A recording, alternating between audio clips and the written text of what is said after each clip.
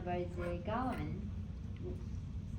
government sometimes open for this information, so it's improved.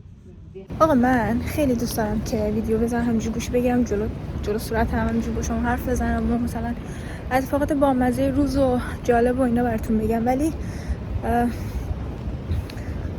یه ذره روشو احساس کنم ندارم مثلا وسط خیابون جوری بگیرم و حرف بزنم، ولی ویدیوها رو دوست دارم به سمتی ببرم که بیشتر بیام باهاتون حرف بزنم، مثلا اینجوری خودمونی تر باشه که هم انگیزه‌ای باشه برای من که زود به زود ادیت کنم، زود به زود ویدیو بگیرم، همین که مثلا با شما نزدیک تر بشم.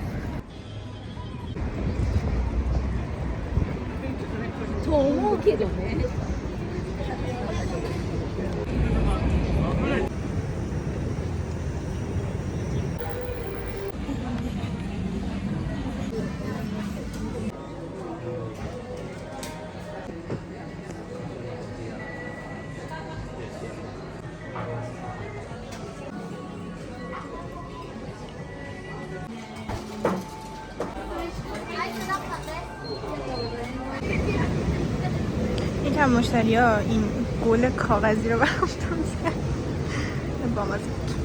جدا یکی از مختلفین چیزا اینه که وقتی از سر کار برمیگردیم قطار تاخیر کنه، خیلی شلوغ میشه و اینکه خب خسته واسه ساعت وایسی تا کیپ قطار پر بود.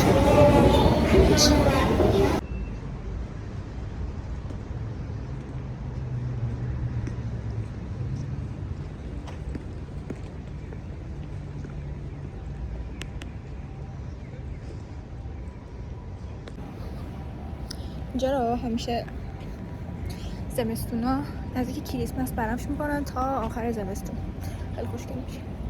امروز با یکی آشنا شدیم توی دانشگاه که دانشگاه کمبریج بوده و واسه اکسچنج پروگرام اومده دانشگاه ما، همون اکسچنجی که من رفتم آمریکا یه ماه، اینا واسه چند ماه نمیدونم کوتاه مدت اومدن ژاپن.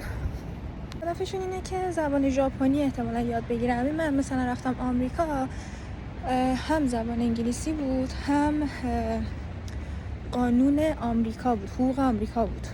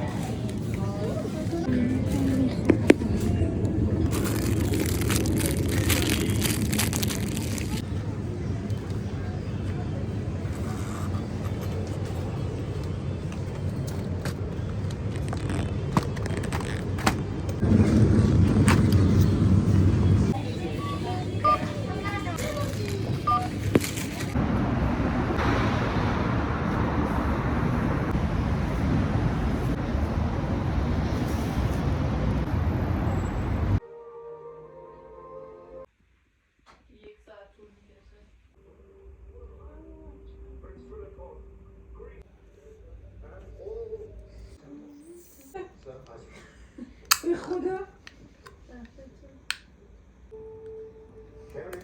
آها چیز بود جمله آخه این ملکه